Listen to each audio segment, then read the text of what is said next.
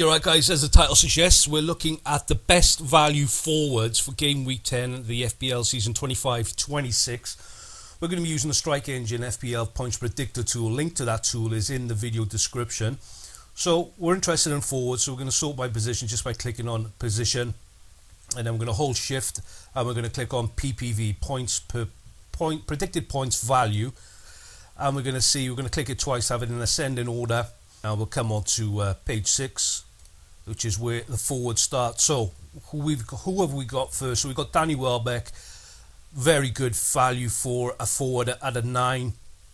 He is predicted to get decent points in the next 5 game weeks. The PP predicted points average over the next 5 game weeks, 5.5. So he's up there.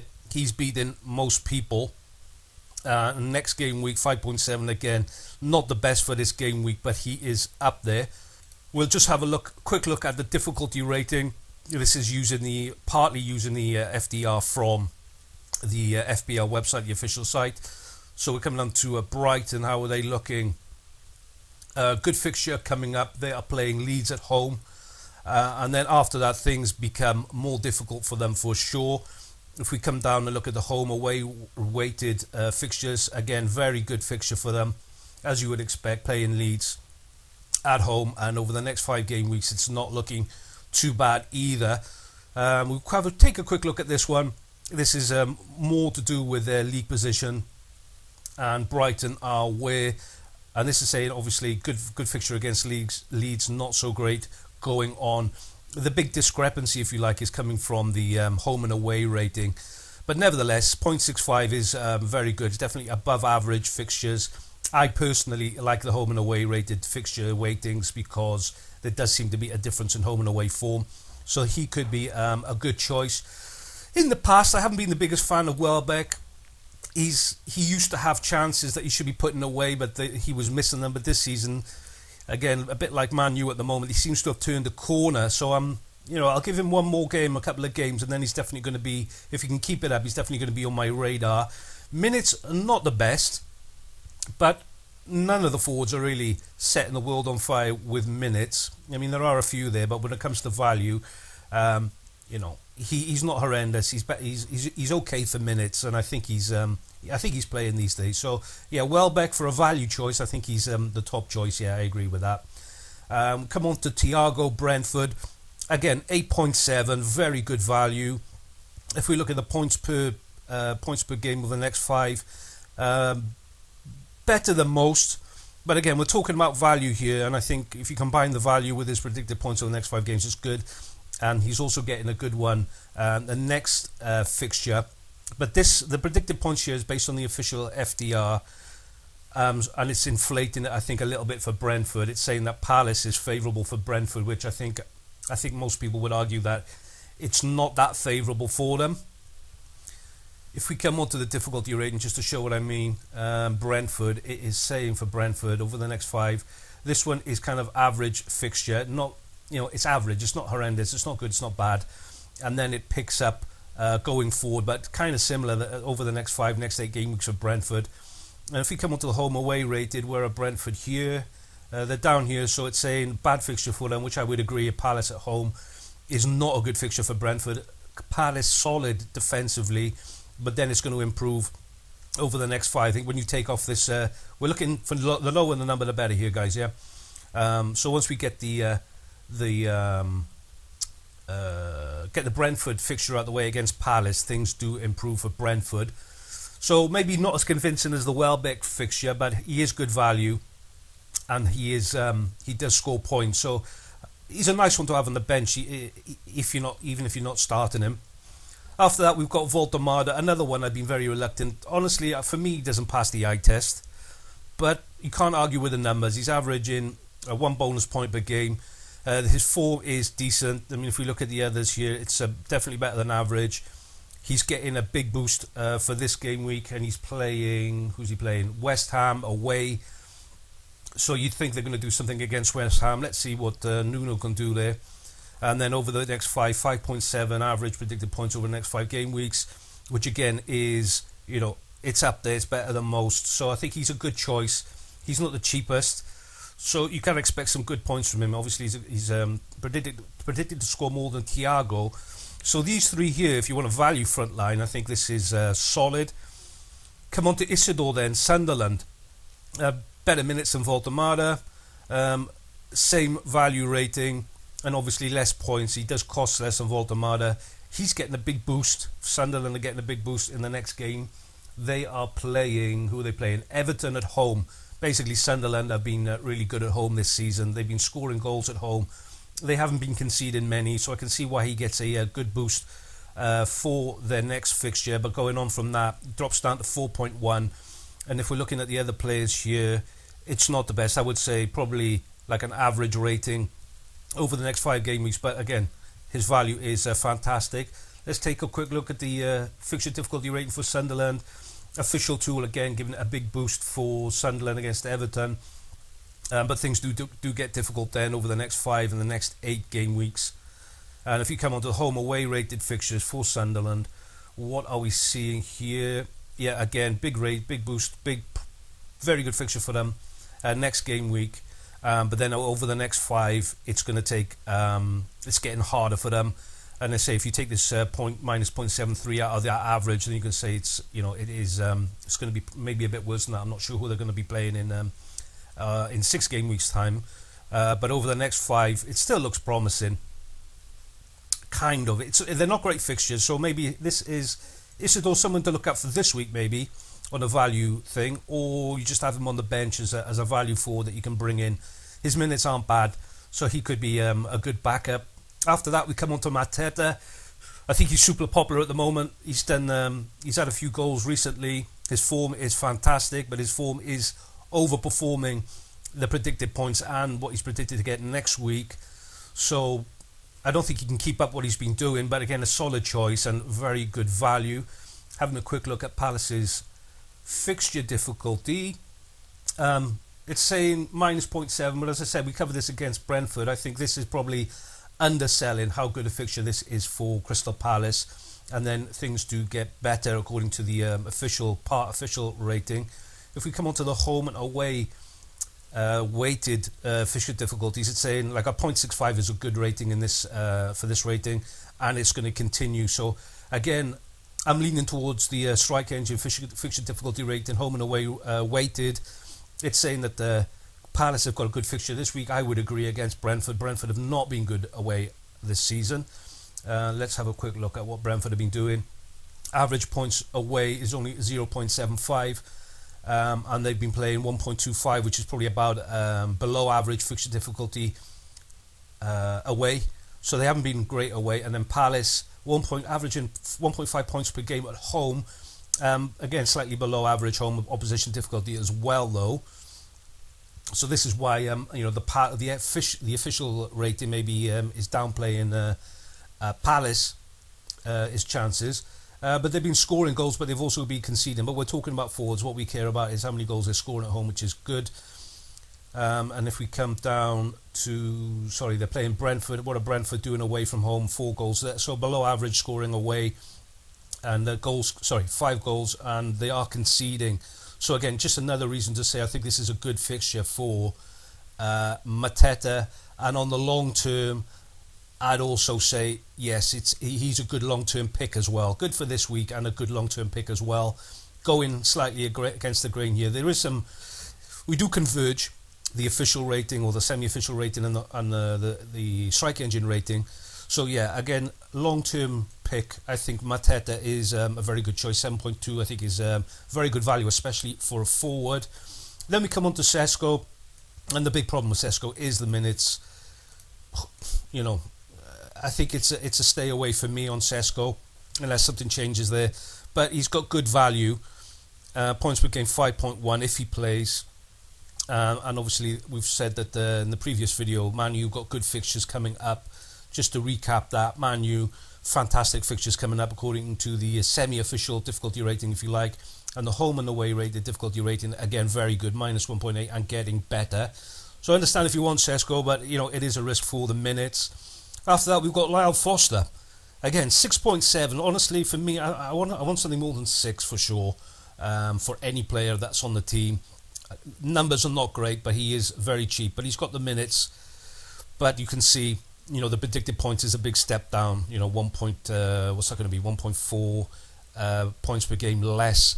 So if you're really tight for budget, I think Lyle Foster's a good forward to be on the bench. With regards to forwards, not compared to the other positions in the team. Not a good fixture coming up. Burnley, who are they playing? Arsenal at home. Yeah, obviously you don't expect them to get anything this week. And going forward, not great either. Let's have a quick look at Burnley's fixture difficulties over the next 5 weeks. Where are they going to be? Oh, very bad. Yeah, okay, 4.9 is Arsenal. And then things do improve here. So the fixtures for over the next 5 and the next 8. This 4.9 is going to be increasing these, but still not the greatest fixtures for Burnley.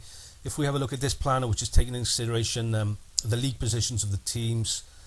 Sorry, I forgot who we were doing. Burnley, where are they? Yeah, at the bottom. Yeah, very hard fixture. 181. But does get better, but still, yeah, he's definitely not a starter. And let's just check the weighted form. Yeah, 2.97. Yeah, horrible fixture against Arsenal. So maybe this 2.97 is going to bring this down to like a 0.2, 0.3. I think there's better choices, guys, than Burnley and Foster. I mean, it is a big step down. The value is there, but I think Isidor is a much better choice than Foster, to be fair. I don't think there's any reason to go with Foster at the moment anyway. Then we come down to Bowen. I think a very popular player, I think, this season. I mean, if West Ham are playing well, he is the orchestrator of everything. 6.5. Again, not bad for a striker. He's up there. I mean, he passes the threshold for value, but not great numbers. I mean, even Isidor, what's he having? 4.1. So, okay, Bowen is above Isidor by 0.6 a game. And this week's game, he's not doing, it's not as favourable to him at all. So for game week 10, getting Bowen in, I think, is not the move. Not this week anyway. Over the next 5... Yeah, I would still be tending towards Isidor. He does cost a bit of money, Bowen, 6.5, and the numbers are really not there. I think the money's better spent in other positions, to be fair. Let's have a look at West Ham's fixtures anyway, seeing as we're looking at it. Bottom fixture, hardest fixtures, according to the semi-official tool, 2.6, 2.7. This is the best they're going to get for now in game week 10 against Newcastle at home. So I don't know what their fixtures are going to be, but they're not going to be great. Coming down to the position-based difficulty rating, again, very hard. Again, we're looking for lower the number than possible. We want negatives here. Not great. And then we come on to this one. And yeah, 1.5 now, very difficult fixtures, and it's going to continue. So I think Bowen is not a good choice for this week, and not a good choice in the long term. Well, over the next 5-6 weeks anyway, so I personally wouldn't be looking at Bowen. I think there's definitely better places to go. Then we come on to Haaland. Haaland's value 6.3. He costs all the money, so the 6.3 is logical. That he can break the 6 threshold, even though he costs whatever he costs, 40 million? I'm not exactly sure. It's going to be up there though, isn't it? But his expected points scoring is fantastic. 9.3. He's getting a bit of a boost this week, even though it's a tough one, but it is Bournemouth at home.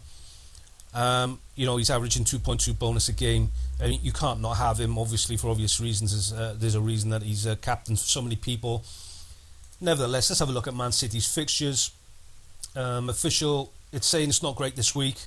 It's actually saying it's a bad fixture for them. Slightly bad against Bournemouth at home. But they have got some good fixtures coming on then over the next 5 and next 8 game weeks.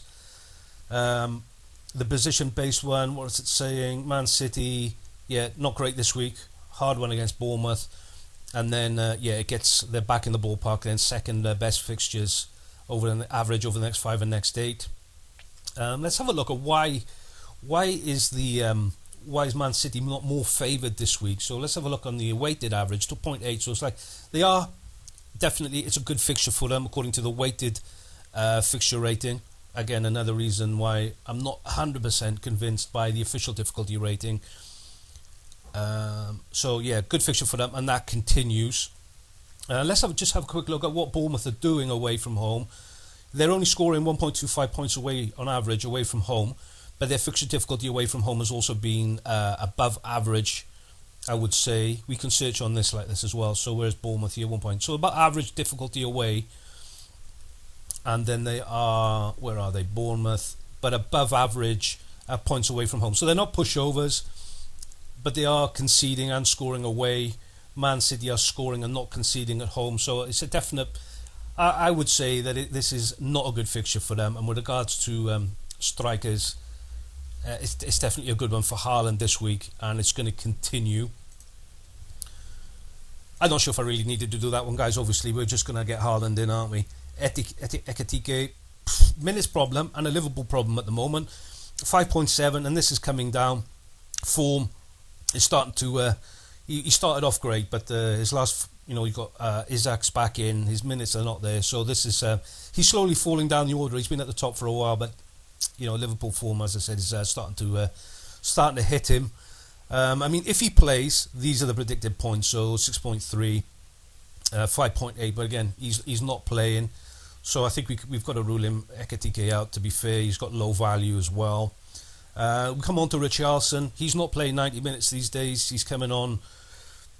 Well, let's say he's coming on second half. So if he plays, these are the numbers. If he's not playing, obviously lower. Plus low value. I think going below this, guys, I don't think there's any reason to be choosing any of these players down here, to be fair, at least on the value perspective. Spurs, I'm not even going to go into it because the minutes is not there for Richarlison. Muniz, hamstring, he's injured.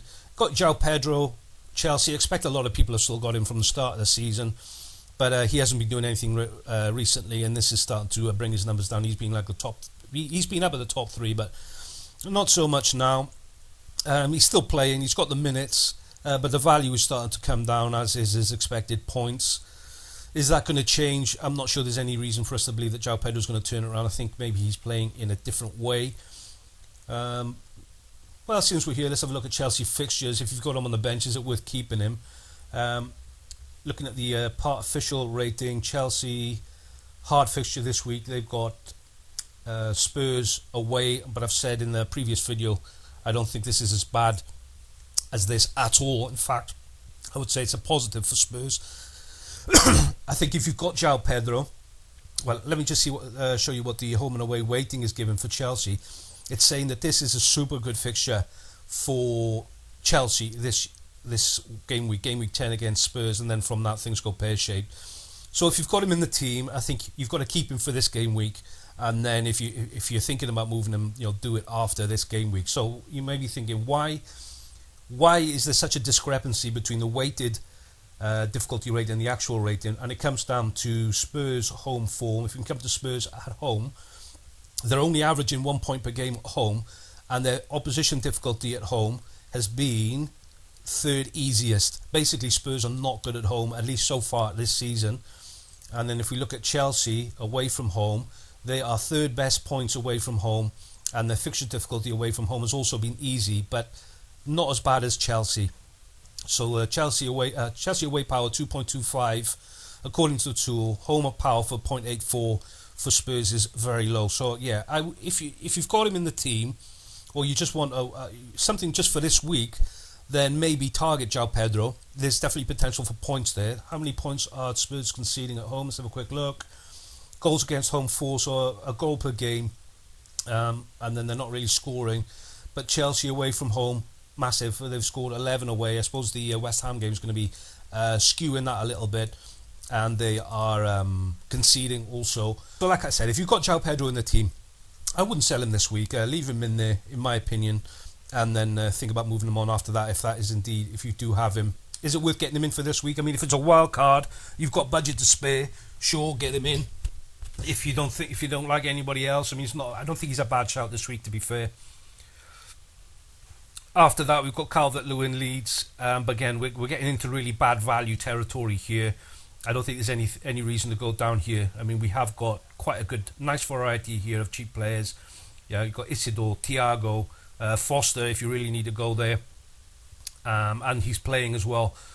So guys, I'm going to call it a day there with this video. Those are, according to the StrikeEngine FPL points predictor, the best value forwards for game week 10 and for the sort of next 5 game weeks. If you found the video helpful, please take your time, give it a vote. If you like these sort of videos, this is what this channel is going to be doing.